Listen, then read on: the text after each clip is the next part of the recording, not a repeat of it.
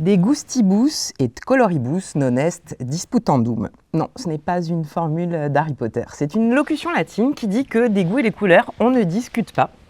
Sans doute parce qu'entre celles et ceux qui aiment la couleur cacadois, moi, et celles et ceux qui aiment les endives cuites, bof, il y a des guerres qui ont dû commencer comme ça. Comme j'adore parler pour ne rien dire, je sais, j'aurais dû bosser sur CNews avec Cyril Hanouna, eh bien j'ai quand même décidé de questionner un petit peu le sujet. En fait, commençons par les couleurs, même si Mathieu a déjà commencé avant moi. C'est un sujet passionnant parce qu'aussitôt qu'on le convoque, on pense à pléthore de références, de titres et d'expressions dans la pop culture, la littérature, etc., qui sont connus comme le loup blanc et qui provoquent des réminiscences immédiates. Orange Mécanique, Le Grand Bleu, Le Petit Chaperon Rouge, Le Rouge et le Noir, La Servante Écarlate, Cro-Blanc, Black Panther, Black Swan, Black Mirror, Men in Black, La Panthère Rose, Pink Floyd, Purple Rain, imprononçable, Yellow Submarine, Moulin Rouge, Blanche-Neige, Le Dahlia Noir, Le Château Blanc, L'Étoile Noire, L'Enfant Bleu, etc. Les couleurs sont partout. Elles peuplent notre imaginaire et construisent nos représentations. C'est pourquoi, comme les représentations, la sémiologie et les mots, c'est mon dada, eh bien, chez Graphing, ils se sont dit qu'ils allaient encore me laisser carte blanche pour annoncer la couleur et donner le ton parce que j'avais déjà montré patte blanche lors des derniers événements. C'est comme ça qu'il y a 2 mois, ils m'ont dit « Allez, viens jouer, tu vas voir, on va bien s'amuser. » Ok. Comme ça, de but en blanc. Bon, ils se sont dit que j'allais pas faire chou blanc, je suis juste arrivée en retard, mais c'était une histoire cousue de fil blanc. Ce n'est pas dit cependant qu'il ne change pas de couleur et j'en connais ma main qui pourrait devenir blanc comme un linge si je dépasse le temps imparti. Alors je me dépêche. En plus, si je prends un carton rouge, je vais être tellement contrariée que je vais passer une nuit blanche. Allez, je me lance. C'était un petit cheval blanc. Ouais, bon, je vous ai parlé. Donc, c'était juste un petit cheval blanc, non pas Jolly Jumper, qui se rendait à une soirée blanche pour blanchir l'argent de son commerce de poudre blanche, avec une arme blanche et un revolver chargé à blanc, pendant qu'une blanche colombe, agitant un drapeau blanc, fuyait la Maison Blanche parce qu'un vieux blanc-bec blond en blouse blanche lui courait après pour lui blanchir les dents. Tous ces tyrans, ces gros bonnets, avec eux, c'est toujours bonnet blanc et blanc bonnet. À présent qu'on a mangé notre pain blanc et notre blanc de poulet sans vin blanc, il ne nous reste plus qu'à signer un blanc-seing et contracter un mariage blanc pour avoir une carte verte. Chez moi, en Corse, on fait des marches blanches. Quand on flingue des lanceurs d'alerte ou des jeunes filles innocentes par erreur. Et là, oups, je viens de créer un blanc. Bref, c'est pas la page blanche qui nous guette. Enfin, la vie est haute en couleurs, la plupart du temps. Un jour, on voit la vie en rose, le lendemain, c'est octobre rose. Un jour, on se demande si à Orange, la terre est bleue comme une orange. Et le lendemain, on se fait envoyer sur les roses par celui qui nous en offrait des roses bonbons.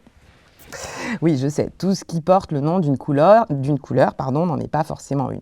Bref, de toute façon, voilà qu'on est marron et qu'on broie du noir devant un film à l'eau de rose. Allez savoir. Tiens, parlons-en du noir. L'outre noir soulage ? Je me demande bien ce que Renoir en aurait pensé. Même si c'était plutôt Van Gogh, à vrai dire, qui avait des idées noires à s'en couper l'oreille au rasoir pour ne plus les entendre. Curieusement, être noir de monde, comme dans les magasins pour le Black Friday, ça ne rend pas les gens tristes. Ça veut juste dire être serré comme des sardines pour acheter des trucs dont on n'a pas besoin. Enfin, moi, ça m'angoisse quand même. Travailler au noir et vendre la petite robe noire de Chanel au marché noir en se faisant payer au black, c'est interdit. Oui, quand c'est interdit, c'est rouge. Entre black et noir, vous connaissez la nuance, vous ? Bien, c'est qu'en anglais, on a l'impression que l'assignation raciale s'estompe. Mais non, c'est pareil.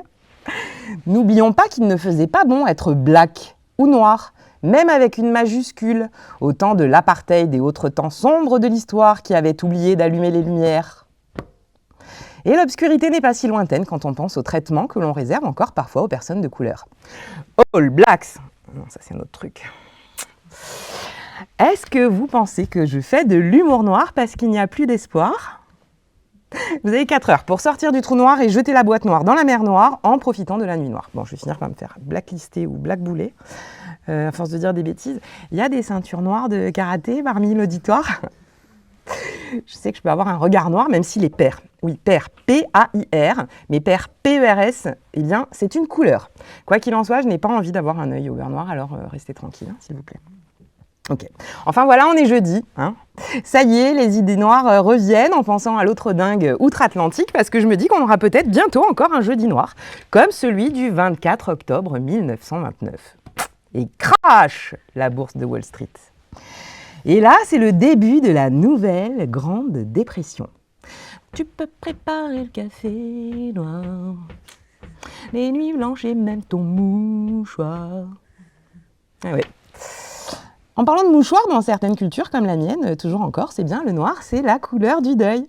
Alors si les veuves noires sont très élégantes, elles n'en sont pas moins un pléonasme, oui, et parfois même des araignées. Ouais. Vous avez déjà vu un chat noir vert de jalousie, vous? Non, moi non plus. Mais un jour, j'ai vu de petits hommes verts donner le feu vert à une souris verte qui courait dans l'herbe, après en avoir aperçu un. Décidément, on en entend vraiment des vertes et des pas mûres ce soir. C'est un peu comme les expressions croissance verte ou tourisme vert. On pourrait s'en servir d'exemple pour apprendre les oxymores aux enfants. Si.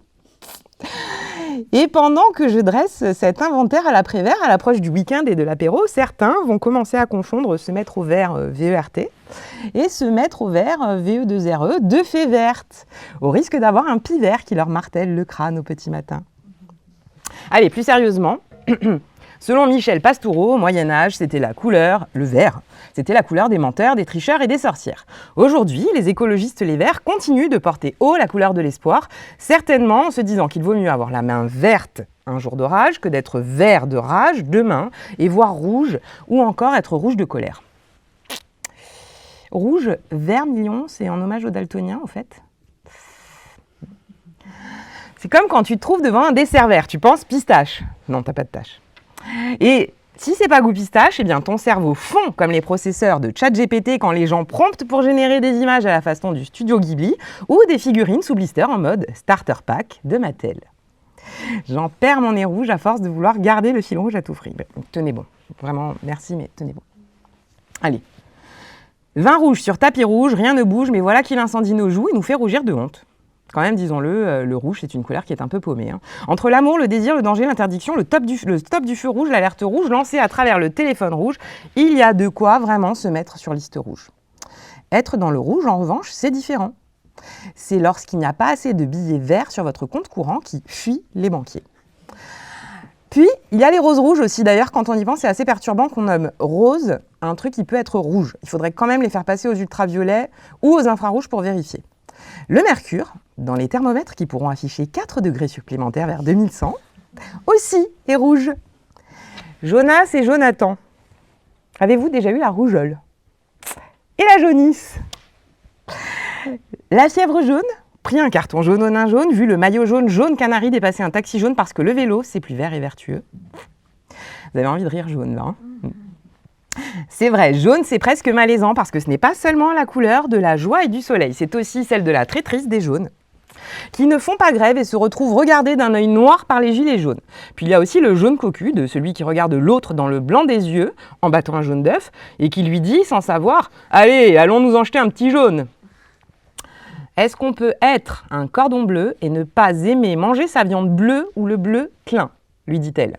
Et voilà la fleur bleue qui revêt son bleu de travail en ayant une fleur bleue, qu'elle lui parle encore des misères de la planète bleue qui brûle par bleu.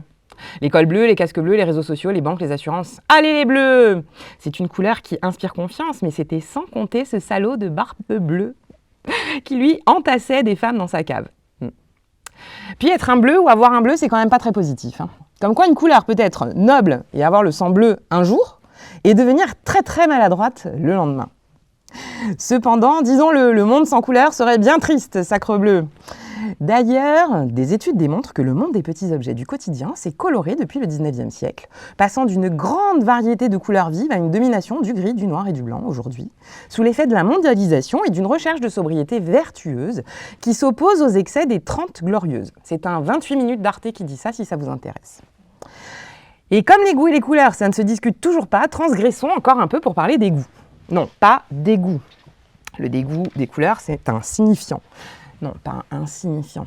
Ça signifie un truc, mais bon, là, on n'a pas le temps. Kant, Emmanuel, de son prénom, écrivait dans son Critique de la raison pure que le beau plaît universellement sans concept. Mais notons tout de même qu'au XVIIIe siècle, les croques rose fluo n'existaient pas encore. Enfin, ma grand-mère, Baptistine, elle, disait « est beau qui plaît ». Elle le disait en Corse. Une autre façon de dire que les goûts et les couleurs ne se discutent pas, c'est-à-dire que chacun fait vraiment ce qu'il veut. Pourtant, si cela semble évident que chacun est libre, il est peut-être temps de rappeler que même si l'adage scande que les goûts et les couleurs ne se discutent pas, ils sont en réalité produits, codifiés, mythifiés par la société. Alors, comme dirait sans doute Roland Barthes, non seulement ça se discute, mais ça s'analyse, ça se démonte et ça finit en slide sur ta bourgeoisie intérieure. Parce que quand tu choisis une couleur, c'est pas toi qui choisis, c'est ton époque, ta classe sociale et même peut-être ton algorithme Spotify. Pierre Bourdieu avançait lui aussi que nos goûts ne sont pas véritablement les nôtres. C'est notre capital culturel qui parle. Ton goût n'est pas l'expression de ta vraie nature, mais l'expression de ta place dans la société. Aimer ne serait donc pas être libre, mais plutôt appartenir. L'authenticité et la singularité sont toujours les produits de la société de laquelle on vient ou des échanges qui nous construisent. Tu aimes le jazz ? C'est parce que tu es né dans une maison où il y avait peut-être une bibliothèque plus grande que la cuisine. Comme l'a très bien documenté Ryoko Sekiguchi, au Japon, le fade est une saveur très appréciée lorsqu'en France, être fade est connoté péjorativement au sens propre comme au figuré. D'ailleurs, Sigmund Freud, lui, dirait sûrement, enfin là je vais peut-être inventer, que si tu manges salé, c'est parce que ta mère ne t'a pas laissé allaiter assez longtemps, et si tu manges sucré, c'est parce qu'elle t'a allaité trop longtemps. Bref, au final, c'est toujours de la faute de ta mère. En somme, nos goûts seraient des souvenirs refoulés qui reviennent déguisés en préférence. Tu aimes la pizza 4 fromages ? C'est maman. Tu aimes les nems ? C'est maman. Tu aimes les cornichons ? Les très très réfractaires qui refusent de discuter des goûts et des couleurs, tu leur sers une mousse au chocolat verte et aussitôt les voilà qui demandent un avocat. C'est vrai que si on te sert une mousse au chocolat jaune fluo, tu peux pas savoir avec certitude si tu dois la goûter ou repeindre le salon. Bon, en tout cas, merci à Graphéine, Jean-Baptiste, Anaïs et Mathieu pour ce nouvel événement haut en couleurs, parce que c'est bien la première fois que je suis heureuse qu'on nous en fasse voir de toutes les couleurs. Et merci pour votre attention.